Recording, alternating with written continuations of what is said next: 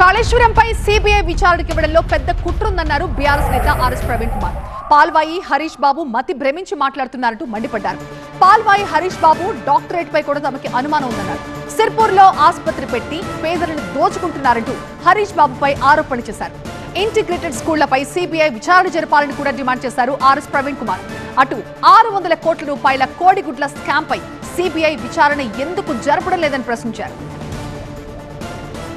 మీరు సిగ్గు లేకుండా అసెంబ్లీలో హరీష్ బాబు గారు మీరేం మాట్లాడతారు? ఒక సిఈ దగ్గర 200 కోట్లు దొరికిందా? ఏ లోకంలో ఉన్నావు నాన్న నువ్వు?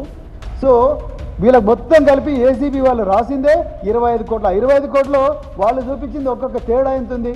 ఈ నూనె శ్రీధర్కి వచ్చేసి 2.5 కోట్లు, అదేవిధంగా బూక్యాడ్ రామ్కు 3.5 కోట్లు.